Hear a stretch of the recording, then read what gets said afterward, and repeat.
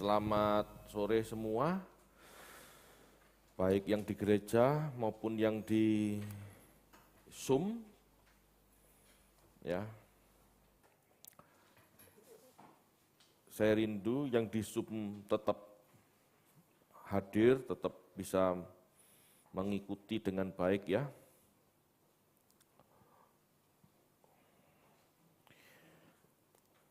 Bapak Ibu, kita tidak mau merasa tenang jika kita punya kesalahan. Atau lebih tepatnya, kita merasa baik-baik saja, meski kita tidak tahu apa-apa.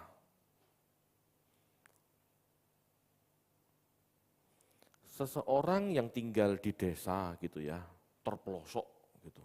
Ini contoh saja. Mau ke kanan, mau ke kiri, tidak ada larangan karena di desa tidak ada polisi. Dia tenang. Gitu ya. Lalu anak ini dibawa saudaranya ke kota. Ada satu jalur, tidak semua jalan 2 jalur, betul ya? Tetapi karena anak ini nggak terbiasa di kota atau tidak tahu aturan di kota, dia ke kanan atau ke kiri sesuka sendiri. Pertanyaannya, hatinya tenang nggak? Loh, dia belum tahu kan? Tenang, belum tahu. Saya nggak mau kita semua seperti itu. Saya tidak mau Anda merasa tenang dan yakin masuk surga hanya karena Anda tidak tahu jalan ke sana seperti apa.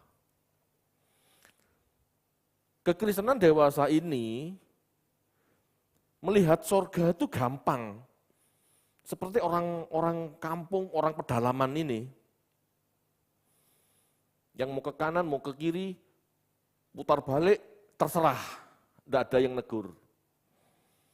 Tapi begitu sampai kota besar, langsung ditilang sama polisi. Saya tidak tahu, Pak. Pertanyaannya, apakah itu alasan?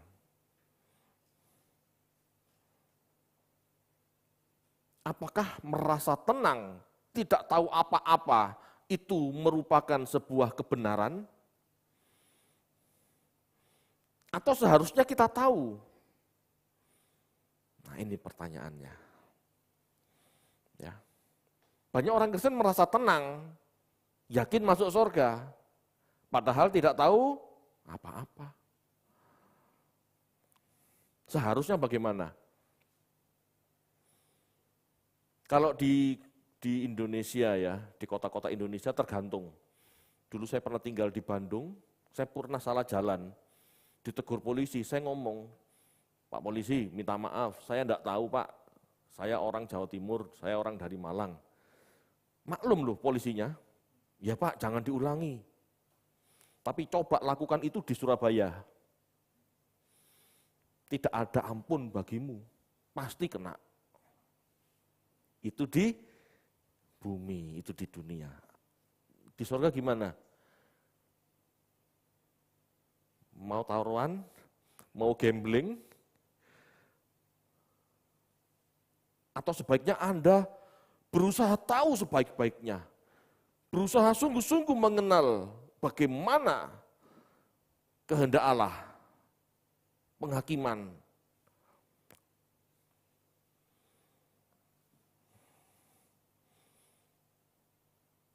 Pak, kan katanya kalau seseorang itu dihukum menurut apa yang dia tahu, tidak dihukum menurut apa yang dia tidak tahu. Kalau kalimat ini dipahami sembarangan sama setiap orang, aku mending tidak tahu apa-apa. Jadi besok Tuhan tidak menuduh aku. Betul? Tapi apakah betul seperti itu? Nah, masalahnya itu. Kalau Tuhan ngomong, loh aku tidak tahu Tuhan. Lalu Tuhan ngomong, Enggak ada alasan enggak tahu, ada kitab suci di bawah, ada kitab suci di dunia. Seperti orang kaya yang menghadapi penghakiman, Lazarus masuk ke pangkuan Abraham, orang kaya masuk neraka. Enggak ada alasan enggak tahu. Di dunia sudah ada kitab suci, lalu kita santai. Ayo Bapak Ibu, malam ini kita akan mempermasalahkan itu. Ya, Tuhan sudah kasih sarananya, tapi kita kadang-kadang tidak mau mempergunakannya, bahkan tidak mau mengembangkannya. Nah, itu jadi masalah. Kita baca yuk, 1 Yohanes 3 ayat 18 sampai 24.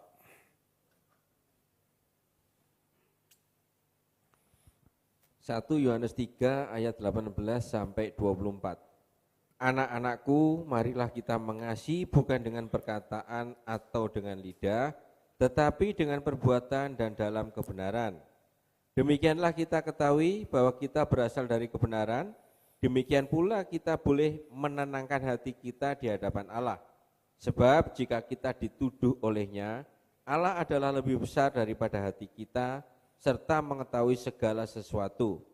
Saudara-saudaraku yang kekasih, jikalau hati kita tidak menuduh kita, maka kita mempunyai keberanian percaya untuk mendekati Allah. Dan apa saja yang kita minta, kita memperolehnya daripadanya karena kita menuruti segala perintahnya dan berbuat apa yang berkenan kepadanya. Dan inilah perintahnya itu, yaitu supaya perintahnya itu supaya kita percaya akan nama Yesus Kristus, anaknya, dan supaya kita saling mengasihi sesuai dengan perintah yang diberikan Kristus kepada kita. Ayat 24, barang siapa menuruti segala perintahnya, ia diam di dalam Allah dan Allah di dalam dia. Dan demikianlah kita ketahui bahwa Allah ada di dalam kita, yaitu roh yang telah ia karuniakan kepada kita. Terima kasih Pak Handoko. Ini kalimat-kalimat yang bagus, ya, kalimat-kalimat yang menegaskan kita itu harus siap sedia. Jangan gampang jangan meremehkan, ya. Dalam teologi Yahudi, Yahweh adalah Allah Israel yang dipahami bersifat adil, etis atau bermoral. Ya. Ia menghendaki umatnya mencerminkan karakternya. Manusia yang ditebus selayaknya menjadi ciptaan baru. Sejak dulu kala seperti itu. Kalau kita paham PL adalah gambaran PB, maka kita tidak akan mengubah makna sesuka sendiri. Banyak orang Kristen berpikir, Allah perjanjian lama Pak, itu menuntut manusia berbuat, bertindak, melakukan. Allah perjanjian baru Pak, di dalam nama Yesus, hanya menuntut percaya saja. Siapa yang ngomong, yang ngajari seperti itu? Tidak ada yang diubah oleh Allah.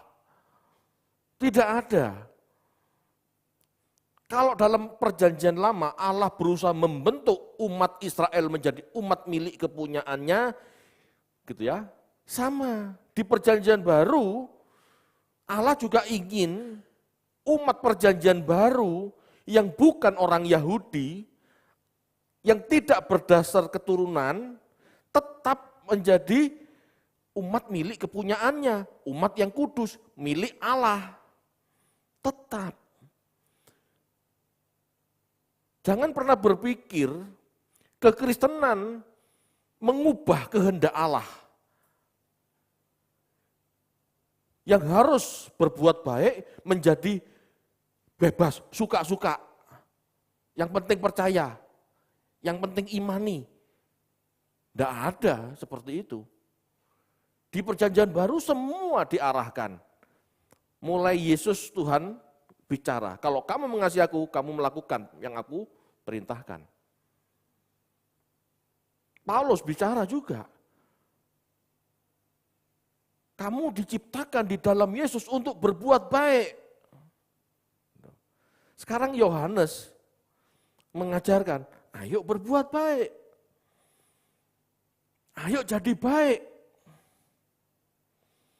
Bahkan di dalam kekristenan bukan sekedar tuduh, bukan sekedar melakukan, tapi menjadi baik, menjadi ciptaan baru itu artinya menjadi baik.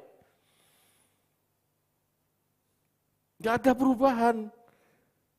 Jangan merasa aman, nyaman, yakin masuk surga, jangan. Ya, jangan jadi seperti Israel. Merasa sudah dipilih Tuhan, hidup seenaknya. Dibubarin. Bangsa itu dibubarin. Israel Utara dibubarkan, dihancurin Syria, Asyur. Yehuda dihancurin Nebukadnezar, hancur. Dikasih kesempatan kedua, kembali ke kotanya, ke Yerusalem. Begitu lagi tingkah lakunya, munafik, banyak kejahatan, menolak anak Allah, menolak pengajaran yang murni. Tahun 70 dihancurin lagi oleh Roma, Jenderal Titus. Mereka yang sok yakin itu loh, akhir kehidupannya hancur. Gitu. Ayo kita jangan sok yakin, ayo kita perkarakan. Amin Bapak Ibu. Kita baca yuk. Keluaran 19 ayat 5 sampai 6.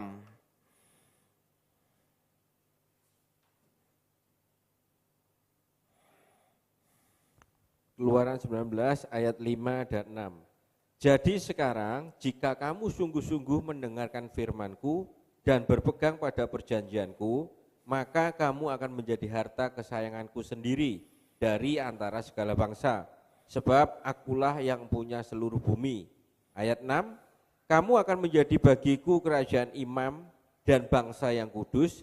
Inilah semuanya firman yang harus kau katakan kepada orang Israel. Ya, Allah Israel itu Allah yang sama, Allah yang kita sembah. Gak ada Allah lain, satu-satunya Allah yaitu. Ya. Orang Israel menyembahnya, orang Israel Yahudi terutama menyebutnya Yahweh, itu tradisi selatan. Gitu ya. Orang Kanaan, orang Israel Utara, ya, zaman Abraham menyebut Elohim. Itu kan cuma masalah ungkapan, nama yang dikenal masyarakat yang berbeda saat itu. Orang Kanaan Elohim, orang Selatan Yahudi gitu ya, Yahweh, orang Arab ngomongnya Allah, orang Asyur, orang ya daerah situ Elah gitu. Masalah nama, tapi ya satu itu kan. Enggak ada perubahan. Kehendaknya sama. Kalau engkau Israel tak jadikan umatku, kamu tak berkati, tetapi dengan satu perjanjian. Ikuti perjanjian ini. Kamu dengar firmanku, kamu lakukan. Apa ini mau dirubah? Enggak. Bahkan dengan perjanjian darah anaknya, ini lebih berharga. Ini lebih serius. Umat perjanjian baru dengan darah anaknya, itu sebuah perjanjian. Gitu ya. Kalau kamu mengikuti jejak anakku, gitu ya, kamu beroleh hidup. Tapi kalau kamu nggak mengikuti jejak anakku yang sudah menebus kamu, ya kamu binasa. Bukan cuma percaya, Yohanes 3:16 jangan dipotong, Yohanes 3:16 ikuti bawahnya, baca ayat di bawahnya. Yang mengikut Yesus meninggalkan meninggalkan gelap, masuk dalam terang, itu yang selamat, itu yang tidak binasa. Yang tidak mau meninggalkan gelap, tetap di tempat gelap, tetap di kelakuan yang duniawi, tetap di kelakuan yang busuk, gitu ya. Ya tidak selamat, ya binasa jadinya. Jadi ayat itu jangan dipotong, Yohanes 3:16 itu jangan dipotong, baca sampai ayat 22.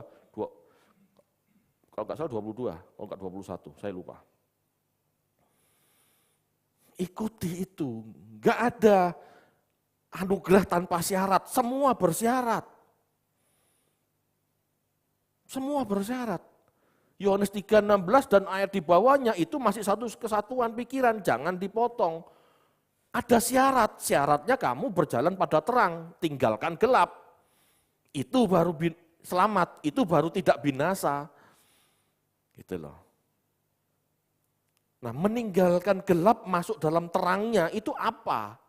Bukan sekedar percaya nama Yesus, tetapi ikuti jejak Yesus. Hiduplah seperti Yesus hidup, itu baru masuk dalam terang. Israel adalah negara teokratis, ya, adalah kerajaan teokratis. Maka di dalam tradisi Israel, tradisi teologi Israel, tidak ada batasan antara hal-hal sekuler dan hal-hal agama. Kerajaan Israel tidak memisahkan hidup keberagamaan dengan hidup sehari-hari. Hidup sehari-hari juga ada aturan. Gitu. Ya. Dalam kitab suci, kehendak Allah selalu menekankan keadilan. Ini hubungan dengan sesama. Dan kebenaran, ini hubungan dengan Tuhan. Istilahnya, gitu ya. Jadi orang Israel memahami Allah Yahweh itu Allah yang bersifat adil, Allah yang bersifat benar, Allah yang menghendaki umatnya mengikuti karakteristiknya, yaitu bersikap adil dan bersikap benar. Itu sebabnya. Ya. Di dalam kehidupan orang Israel, kalau kita tidak adil, kalau manusia tidak adil, Tuhan marah. Contohnya ya seperti di Amos, aku jijik sama ibadahmu, sama ritualmu, kalau kamu enggak adil. Jadi kebenaran Israel tidak ada apa-apanya. Kebenaran ibadah Israel, menyembelih lembu, perayaan-perayaan ini, perayaan itu, tidak ada artinya kalau tidak adil kepada sesama. Apakah ini diubah? Tidak. Ibadah kita saat ini, perayaan kita saat ini, itu tidak ada apa-apanya Bapak Ibu. Jika kita tidak bersikap adil. Jika kita tidak memperlakukan sesama dengan benar. Jika kita tidak berbuat baik, itu tidak ada artinya. Itu sebabnya ayat ini menekankan, ya, ayo kita lakukan yang baik. Marilah kita mengasihi, bukan dengan ucapan tok, bukan dengan perkataan saja, tetapi dengan perbuatan dan kebenaran. Sebagai Yahudi, Bapak Ibu, ini penting ya. Sebagai Yahudi yang sejak kecil belajar Taurat, Yohanes sejak kecil belajar Taurat, pasti itu. Anak Yahudi kan wajib belajar Taurat maksudnya. Ya. Apalagi besar, Yohanes mengenal ajaran Tuhan Yesus. Ini menjelaskan keberadaan nurani seorang Yohanes. Kecil dia belajar Taurat, besar dia ikut Tuhan Yesus, Rabi Yesua, gitu ya. Jelas, nurani Yohanes terbentuk. Nurani Yohanes sebagai orang percaya sudah terbentuk. Dari belajar di masa kecil, dari belajar di masa dia beranjak dewasa, gitu, terbentuk hati nuraninya. Dan nurani itulah yang menjadi standar kehidupan Yohanes. Gitu ya. Kita baca yuk, Mazmur 16 ayat 7.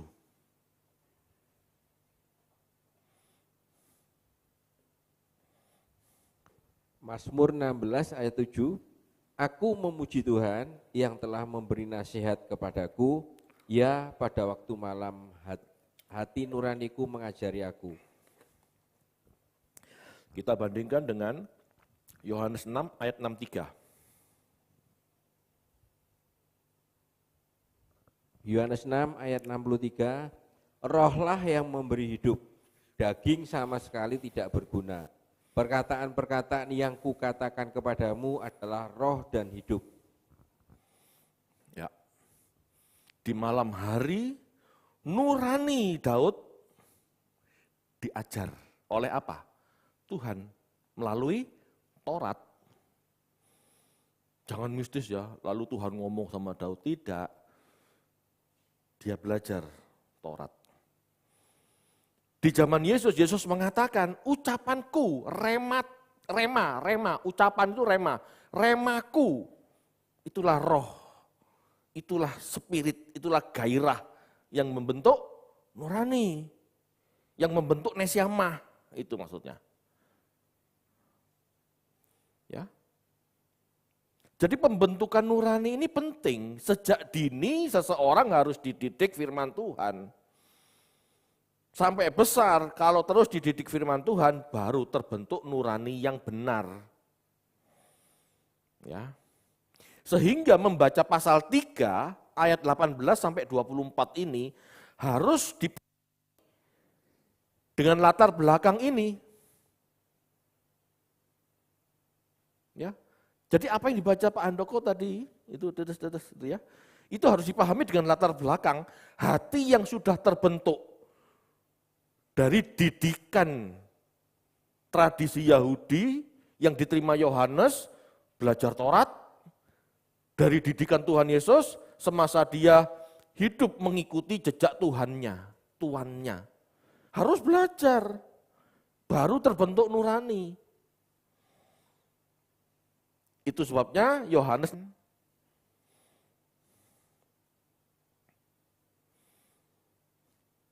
marilah kita mengasihi, bukan dengan perkataan atau dengan lidah, tetapi dengan perbuatan dan dalam kebenaran. Kebenaran di sini aletheia. Ini maksudnya, gitu ya. Marilah kita mengasihi dengan perkataan, dengan lidah. Ya.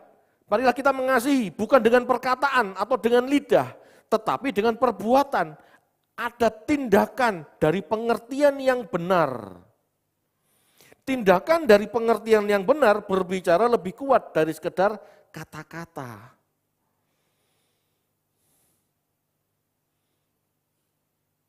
Aku mengasihimu Tuhan, aku mengasihimu Tuhan. Tapi sama orang miskin, orang kecil, tega.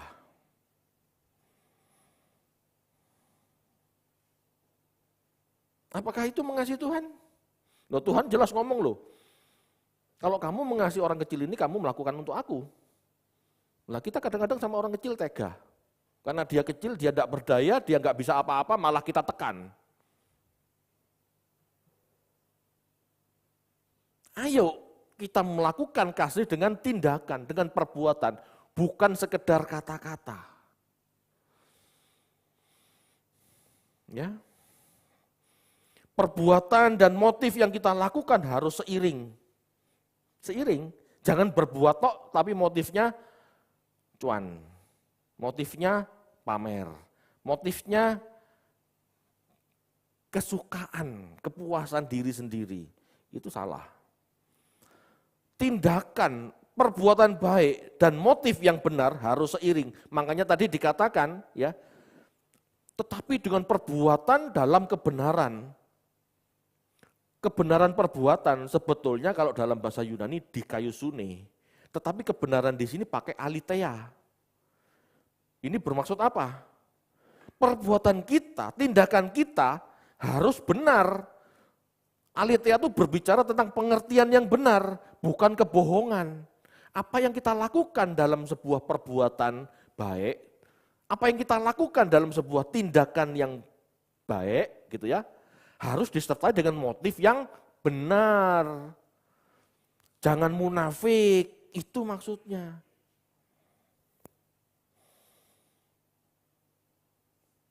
Perbuatan dan motif inilah, gitu ya, yang akan terekam dalam nurani kita. Nurani kita tahu, kalau kita berbuat sesuatu, gitu ya, untuk pamer, gitu misalnya. Hati kan tahu. Nurani kita kan tahu. Nurani inilah nanti yang akan bersaksi di penghakiman. David, kamu dulu lakukan ini tujuannya pamer ya? Enggak Tuhan. Ini loh nuranimu berbicara. Kalau nuraninya berbicara, bohong lu, memang niatmu pamer, gimana terus?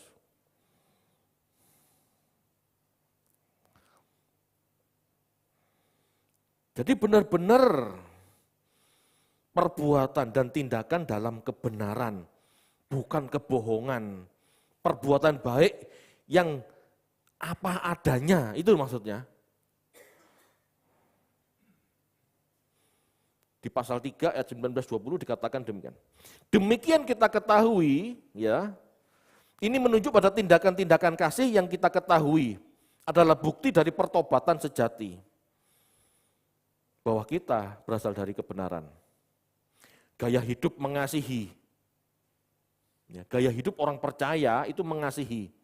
Mengasihi itu berarti bersikap adil dan benar terhadap orang lain. Itu menunjukkan hati nurani mereka yang telah terbentuk dengan benar. Kalau hati nurani seseorang gitu ya, tidak benar, bisa tidak berbuat baik? Bisa. Tetapi masalah itu, karena suatu saat perbuatan baik kita ditelanjangi sama Tuhan. Perbuatan baikmu itu munafik, perbuatan baikmu itu bohong. Apalagi tidak berbuat baik, kelihatan jelas tambah. Udah nuraninya tidak jalan, perbuatannya jahat tok, perbuatannya jahat melulu.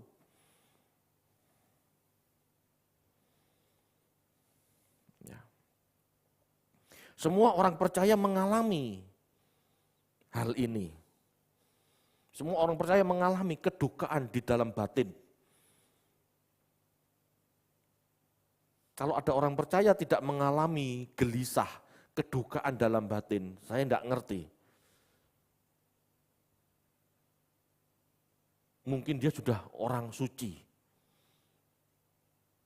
Atau orang bodoh, yang tidak ngerti apa-apa tadi, seperti orang kampung tadi. Pak, Bu, saya semakin mengerti firman Tuhan itu semakin tidak damai sejahtera. Kenapa? Hati ini menuduh terus. Kamu begini loh, aduh salah. Kamu begitu loh, aduh salah. Ini loh yang dimaksud Yohanes. Tapi kalau hati Anda tenang-tenang terus, nyaman, tidak ada yang gelisah. Pertanyaannya, Anda mengerti firman apa enggak ngerti sama sekali? Itu Bapak Ibu. Semua orang percaya mengalami kegelisahan, kedukaan di dalam batin.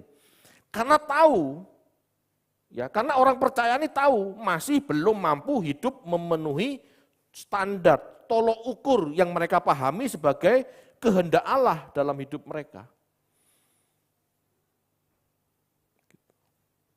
Rasa duka di hati nurani tersebut berasal dari roh Allah. Ini yang menyebabkan pertobatan. Tapi memang bisa juga dari rasa bersalah akibat kebodohan kita akan kebenaran, bisa juga. Gitu ya. Tetapi yang jelas bukan dari iblis. Kenapa? Iblis tidak bisa mendakwa lagi. Karena urusan dosa udah Tuhan selesaikan di atas kayu salib. Urusan hukuman gitu ya, udah Tuhan selesaikan di atas kayu salib. Tidak bisa dia mendakwa kita.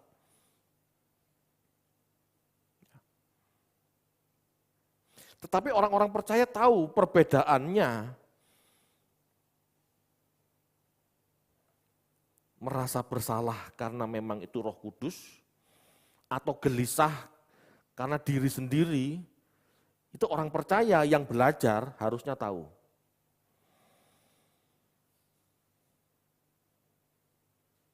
Ini loh yang disebut Roh Kudus bicara dalam batin, dalam nurani. Jadi jangan berpikir audible. Tuhan tuh bicara apa audible. Tuhan berkata sama saya begini begitu. Itu sakit jiwa, schizophrenia namanya. Meskipun belum tentu schizophrenia cirinya cuma satu itu, tidak seperti itu ya. Tetapi jangan berpikir seperti itu.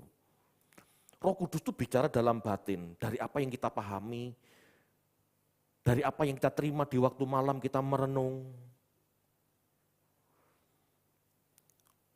Kalau Roh Kudus bicara, hari ini kamu gak beres loh, matamu jelalatan,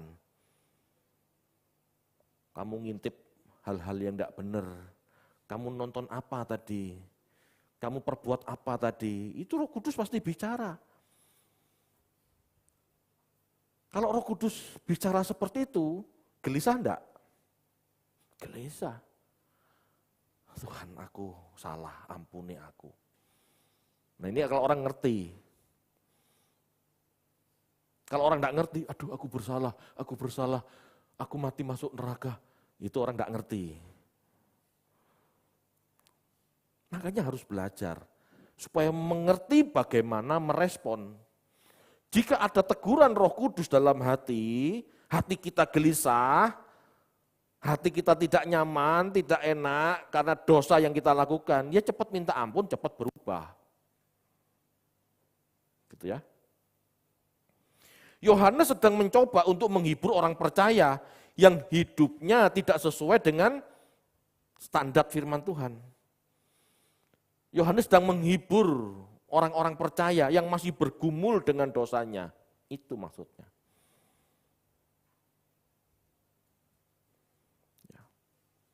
Ayat selanjutnya, pasal 3 ayat 21, 22 ya, dikatakan demikian. Jikalau hati kita tidak menuduh kita, artinya orang-orang Kristen masih bergumul dengan kemelesetan diri sendiri, mereka masih menghadapi pencobaan dan bertindak secara tidak pantas dalam situasi-situasi tertentu, seringkali hati nurani mereka menuduh mereka. Kalau orang benar-benar orang percaya, orang belajar, berbuat tidak benar itu pasti ada teguran, pasti ada yang mengingatkan, yaitu Roh Kudus. Jikalau hati kita tidak menuduh kita, baru beres. Tapi masalahnya gitu ya, apakah hati, masalahnya gini, apakah hati yang tidak menuduh, nurani yang tidak menuduh hati kita, itu pasti karena sudah mengerti firman dan sudah beres. Jangan-jangan seperti orang kampung yang tidak ngerti aturan lalu lintas di kota. Itu juga tenang kan? Orang, jangankan orang kampung, emak-emak kan juga seperti itu. Liting kiri, belok kanan, puter haluan seenaknya, tanpa merasa bersalah. Ayo. Tanpa merasa bersalah.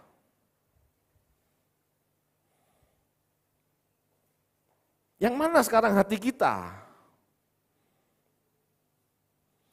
Yang peka mendengar Roh Kudus menegur dan kita mau berubah? Atau hati yang dablek, Hati yang tidak mau tahu aturan Tuhan, yang mana? Bersyukurlah kalau hati kita masih menuduh kita. Dan segeralah berubah. Segeralah bertobat. Segeralah putar pola pikir.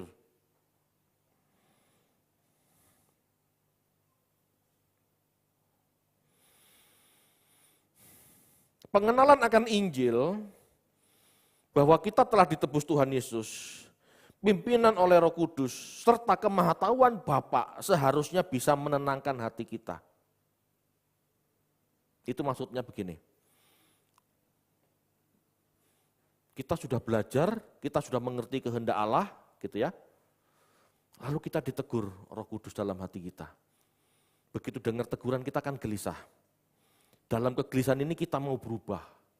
Dalam kegelisahan ini aku mau bertobat. Dan aku mau berbuat yang benar. Istilahnya gitu ya. Kita usaha melakukan yang benar.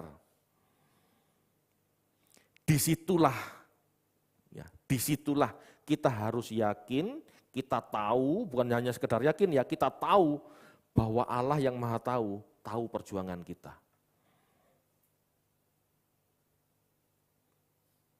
Paham ya? Jadi ketenangan batin itu karena kita tahu Allah Maha tahu, lebih tahu hati kita daripada kita sendiri. Jangan merasa tenang karena kita tidak tahu apa-apa. Seperti orang kampung tadi, seperti emak-emak tadi, jangan.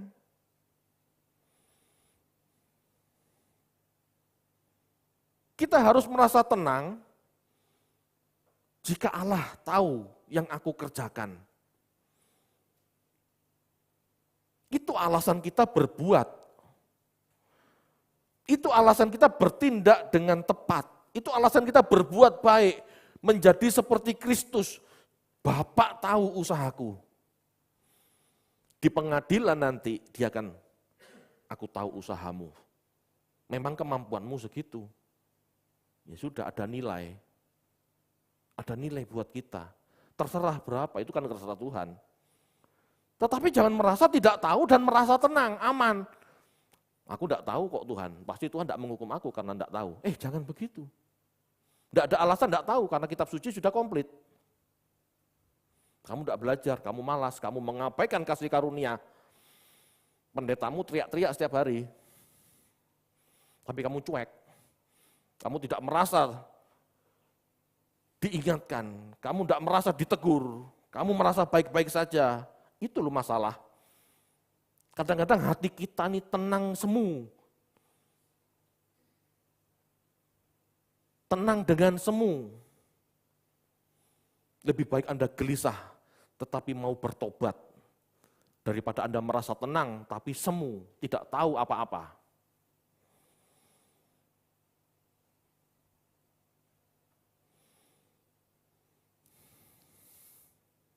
Dikatakan oleh Yohanes, ya. Maka kita mempunyai keberanian percaya untuk mendekati Allah. Ini maksudnya apa? Ini berbicara mengenai jalan masuk yang bebas dan terbuka pada hadirat Allah. Kalau kita mau berjuang, kita sungguh-sungguh, meskipun kita jatuh bangun, tetapi kita serius mengerjakan apa yang Tuhan inginkan, kita bebas minta sama Tuhan. Minta apa saja dikatakan kan? Apa saja itu bukan hal jasmani ya. Minta apa saja yang dimaksud adalah Allah menjanjikan jawaban doa yang tidak terbatas untuk hal-hal yang kita usahakan, untuk hal-hal di mana kita mau menjadi seperti Kristus, itu Tuhan beri. Paham enggak maksudnya? Apa bingung? Kita jatuh bangun gitu ya. Kita jatuh bangun dalam dosa gitu ya. Jangan merasa tenang. Kita mau bangkit, kita mau jadi lebih baik, gitu ya. Usaha inilah yang membuat kita tuh berkenan di hadapan Allah. Apapun yang kita doakan untuk menjadi seperti Kristus, Tuhan pasti sediakan. Itu maksudnya, bukan minta apa saja, minta rumah, minta mobil, bukan hal jasmani. Gitu ya. Jadi kalau saya baca pasal 21, ayat 21, saudara-saudara yang kekasih, jikalau hati kita tidak menuduh kita, maksudnya apa? Kita sudah tahu benar dan melakukan yang benar, maka hati kita kan tidak menuduh kita. Maka kita mempunyai keberanian untuk percaya mendekati Allah. Betul? Kalau masih punya dosa kan kita takut-takut, aku layak enggak berdoa, aku masih punya dosa, gitu loh maksudnya. Tetapi kalau kita tahu ditegur Tuhan dengan segala macam dosa kita mau berubah, kita minta ampun dan berjuang lagi, nah gitu ya. Beres kan hati ini, enggak ada tuduhan kan? Pernah ngerasain enggak?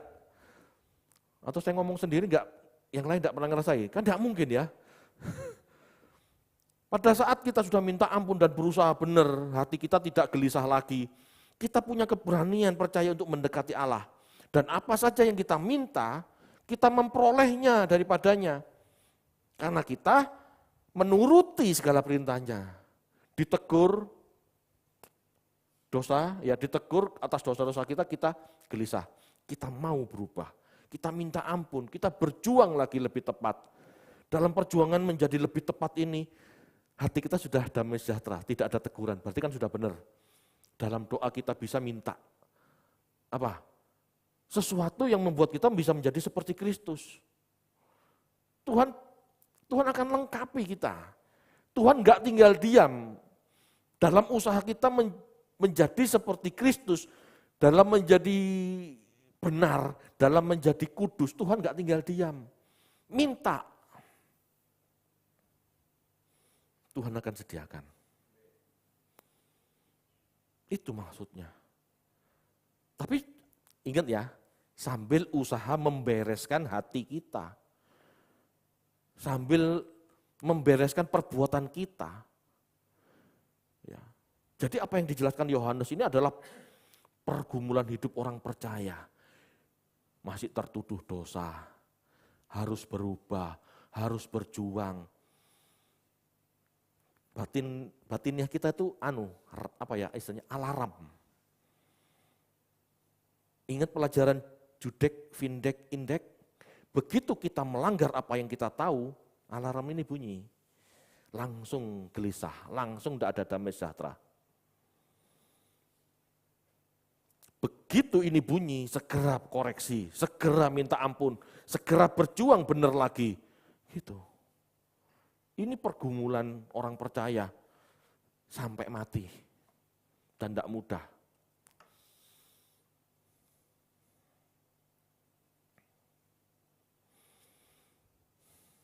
Paham ya Bapak Ibu ya? Kasih karunia Allah bukan sekedar penebusan anaknya, tetapi pencerahan bagaimana harus hidup. Jadi kalau kita tidak mau belajar firman Tuhan, kita tidak mau mengenal Allah dan kehendaknya, kita tidak mau mengenal Yesus dan apa yang dilakukannya, apa yang diajarkannya, ya damai sejahtera kita semu. Oh enggak kok Pak, hati kita tidak menuduh, berarti aku boleh minta apa saja sama Tuhan. Kacau orang seperti ini. Akhirnya mintanya apa? Minta rumah, minta tanah, minta berkat, minta deposito, minta begini, minta begitu. Karena hati nuraninya bodoh. Dia enggak tahu apa yang harus dia minta. Ini yang disebut salah berdoa. Tetapi kalau orang benar, orang percaya, tahu pergumulan hidupnya harus jadi orang benar, maka dia akan berusaha untuk benar seperti apa, supaya hati ini tidak menuduh lagi. Gitu loh maksudnya. Beri aku tahu Tuhan, beri aku kemampuan mengerti apa yang salah Tuhan, ingatkan aku Tuhan, Tuhan akan kasih tahu. Sehingga hati kita itu tidak perlu ditegur lagi, ada damai sejahtera. Paham ya? Ada dua damai sejahtera yang ada dalam hidup kita. Perhatikan, ini benar apa semu? Kalau enggak tahu apa-apa, ya damai sejahtera kok. Tapi ini palsu. Damai sejahtera yang benar, kita tahu Yang benar, yang salah, yang mana, tapi kita lakukan yang benar, muncul damai sejahtera, itu yang benar. Kalau masih gelisah, itu masih ada yang tidak benar. Tetapi kegelisahan itu masih lebih benar, masih lebih baik daripada tidak gelisah tapi tidak tahu. Itu maksudnya. Gimana ini? Paham ya? Disinilah nurani kita tahu dan menjadi saksi dalam penghakiman. Kita tidak bisa berkilah apakah menghargai atau menyanyiakan anugerah. Kita berkilah besok Bapak Ibu. Di hadapan tahta Tuhan. Kita tidak bisa berkilah. Aku tidak tahu Tuhan, tidak bisa. Kamu tidak menghargai pengorbanan anakku. Aku menghargai kok Tuhan. Aku ke gereja setiap minggu, bahkan seminggu 2 kali. Enggak itu. Kamu tahu. Kalau dalam kondisi ini hati kita tidak menuduh kita, bahaya loh. Bahaya. Berarti nurani kita belum berkembang. Pelita kita belum menyala. Dan pada saat penghakiman nggak ada alasan nggak tahu. Alkitab sudah ada, firman Tuhan sudah ada, khotbah hamba-hamba Tuhan sudah banyak. Kamu yang nggak mau berubah. Tuhan tahu. Tuhan tahu hati kita saat kita ngomong, nanti saja, enak kayak begini masih. Tahu.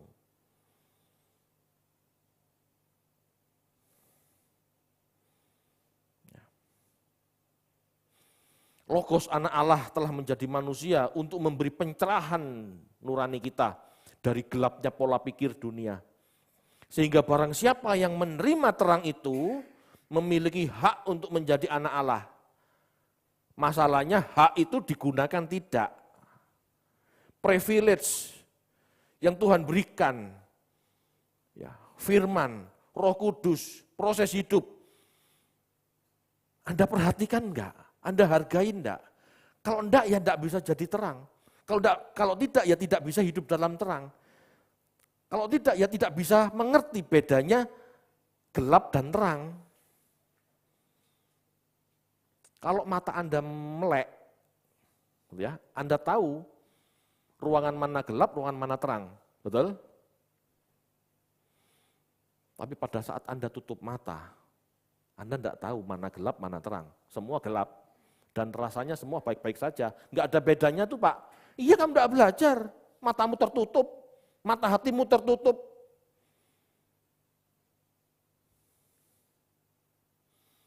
Mana bisa mengerti kebenaran?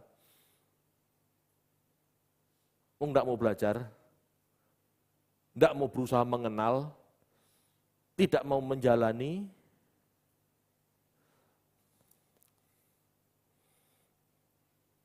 Tinggal di dalam terang berarti hidup dalam kesucian atau kekudusan. Ini bukti persekutuan kita dengan Kristus. Yang membuktikan kita adalah anak-anak Allah. Jadi bukti kita anak-anak Allah kalau kita melakukan kebenaran Bapak Ibu. Kalau kita melakukan kebenaran, hati kita tidak akan menuduh. Gitu ya. Tapi kalau kita tidak melakukan kebenaran, hati kita menuduh. Kamu tidak benar loh, kamu tidak benar loh. Nah responnya gimana? Nurani yang telah terbentuk seperti nurani Kristus, pasti akan menegur kita jika kita tidak bersikap sama seperti Kristus. Paham? Dengar maksudnya?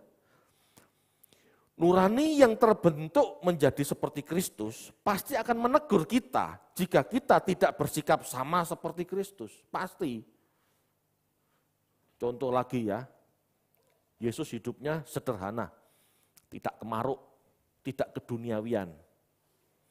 Seharusnya orang yang hidup seperti Kristus hidup, kalau dia borju, kalau dia pamer, kalau dia flexing, kalau dia kemaruk dengan dunia, harta-harta dunia, harusnya hatinya menegur dia. Kalau dia memang belajar kebenaran. Tidak berkilah. Oh Yesus zaman dulu Pak, kita zaman sekarang tidak bisa seperti itu. Betul, tidak bisa sama persis, tapi kamu tahu bagaimana harus hidup sederhana. Kamu harusnya tahu bagaimana tidak kemaruk. sama materi. Harusnya kan tahu. Nurani di sini pasti bicara. Kalau tidak bicara Pak, berarti dua. Kamu sudah benar atau bodoh. Kan gitu. Sudah benar berarti kan memang tidak ada tuduhan itu, karena kita sudah belajar dan memang ini tidak ada masalah. Tetapi bodoh bisa juga kan, karena kita tidak mengerti kebenaran, maka kita baik-baik saja, tidak ada tuduhan. Tidak ada teguran. Bahaya loh. Anda yang mana? Anda sendiri yang mengerti. Anda harus berpikir sekarang, kalau nuraniku gak negur aku ini posisi tidak mengerti, atau bodoh tadi itu ya, atau yang satunya, memang tidak berbuat salah. Memang sudah bersikap benar. Yang mana? Itu perkarakan.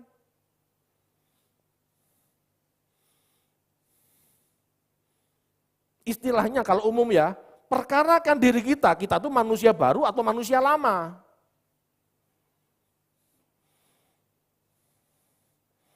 Kalau hati kita tidak bicara, jangan-jangan kita tuh masih manusia lama loh.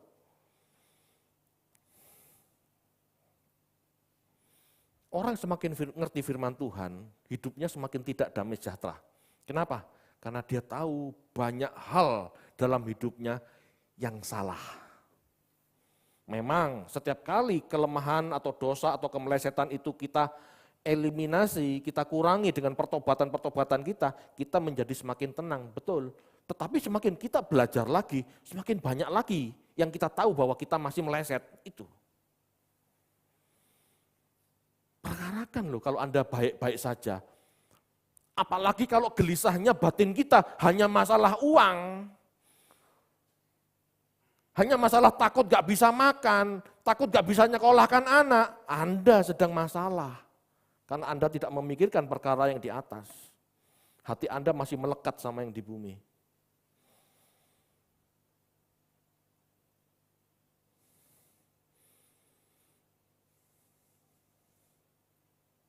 Jangan pernah merasa tenang jika belum memahami firman dan berjuang melakukannya. Sebab bisa jadi itu hati nurani yang belum terbentuk seperti Kristus. Ya, masalahnya satu, sakit jiwa seseorang yaitu kebodohan tidak disadari.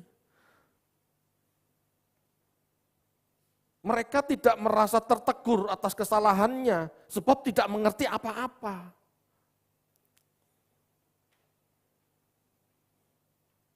Ada orang tua gini, orang bodoh itu tidak menyadari bahwa dirinya bodoh.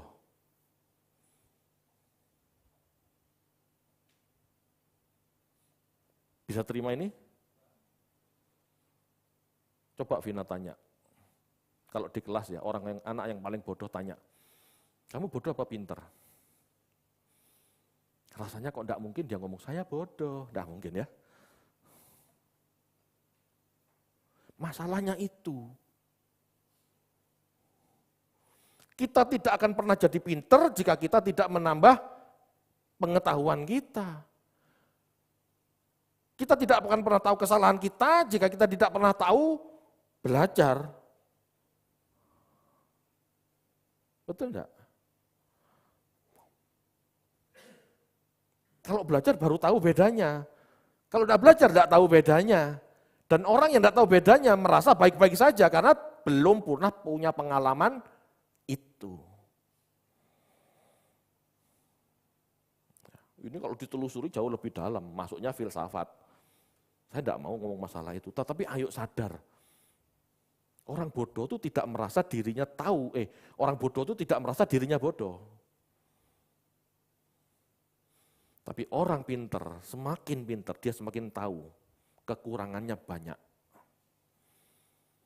Bahkan orang pinter semakin tahu bahwa aku belum apa-apa, aku ini bodoh sebetulnya. Itu.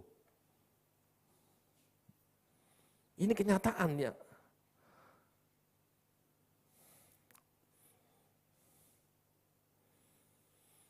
Jika kita mau terus belajar dan berjuang melakukan firman, maka kebodohan itu biar lambat ya, tetapi pasti akan tersingkir. Yang penting tetap tekun belajar, tetap menerima firman, tetap mendengar firman Tuhan. Karena firman Tuhan itu pencerahan buat nurani kita yang gelap itu loh. Dan semakin kita belajar, semakin kita diingatkan Roh Kudus. Perjuangan merespon dengan benar dari teguran Roh Kudus inilah yang membuat kita tenang. Saya ulangi, perjuangan merespon dengan benar dari teguran Roh Kudus ini yang membuat kita tenang. Kalau kita tidak ditegur, sebetulnya kita jangan tenang. Jangan-jangan Roh Kudus purik, ngambek, akhirnya meninggalkan kita. Selesai sudah kok kayak gitu. Itu dosa yang tidak terampuni itu. Kita tidak bisa berubah lagi. Tapi selama Roh Kudus masih mau menegur, istilah Jawa Timur ya, sak gelisah-gelisah hati kita, kita masih harus bersyukur. Kenapa? Karena kita mau berubah, kita bisa berubah, kita bisa mendengar teguran itu, ya, sehingga kita bisa bersikap tepat.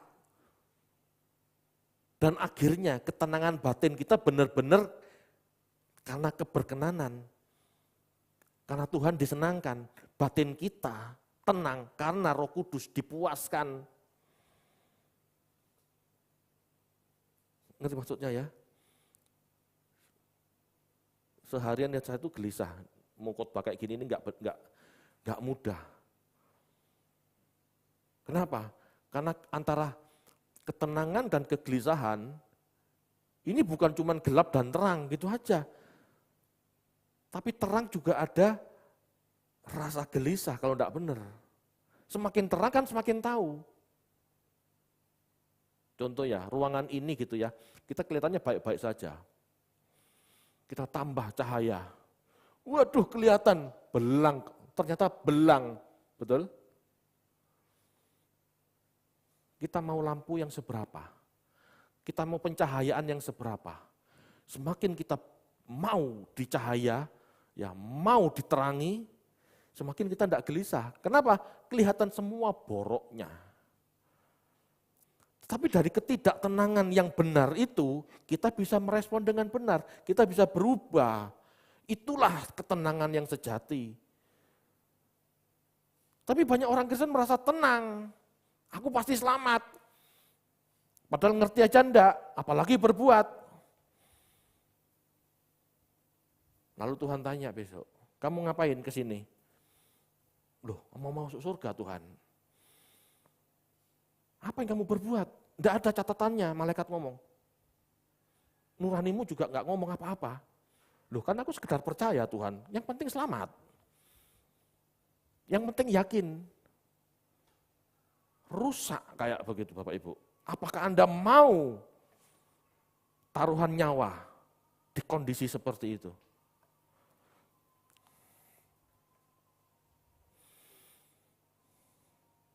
Hati kita menjadi saksi, ya, artinya tahu persis bagaimana perjuangan kita. Maka kita boleh tenang menghadapi tahta pengadilan tenang, karena kita tahu kita sudah usaha maksimal. Gitu ya. Tetapi kalau masih santai, menyisakan hidup untuk hal-hal dunia masih, jangan merasa tenang. Tuhan Maha Tahu lebih mengenal hati nurani kita. Ya, Yohanes tidak berkata, kita tidak bisa berbohong pada Allah yang lebih tahu hati nurani kita daripada kita. Tuhan itu lebih tahu hati nurani kita daripada kita. Apalagi hati nurani orang-orang yang bodoh-bodoh itu. Yang merasa baik-baik saja, yang merasa pasti benar, merasa pasti masuk surga. Tenang semu. Tuhan kan tahu. Tuhan kan tahu, kamu mengabaikan kok. Nuranimu tidak menyala, nuranimu tidak menegur, karena memang kamu mengabaikan, bukan menyelesaikan, kan beda. Tenang, gini, ini contoh ya, contoh hidup saya kan kacau dulu.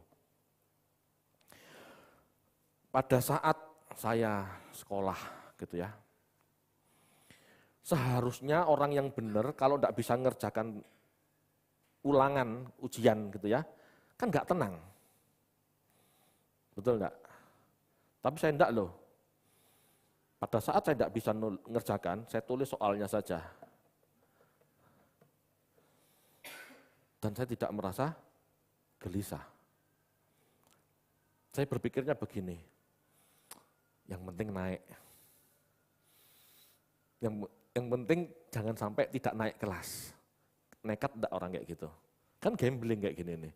Ya untungnya naik. Mujizat itu nyata.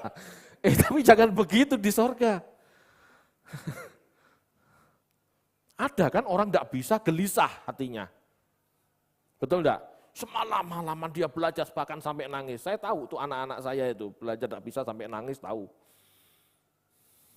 Kadang-kadang aku bingung, enggak kayak aku disik. Aduh.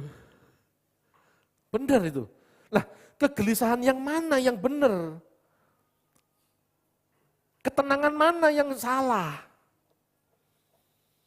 Gelisah itu belum tentu salah, tenang itu belum tentu benar. Lihat dulu konteksnya. Lah kalau saya ndablek tenang sintuk 5 gak apa-apa, sing penting munggah. Gitu. Ini kan enggak benar. Yang benar kan, aduh, aku kok gak sejahtera ya, aku kok belum mampu ya. Nilaiku rasanya enggak bisa maksimal. Loh, ini kan gelisah, tapi benar kan? Gitu loh.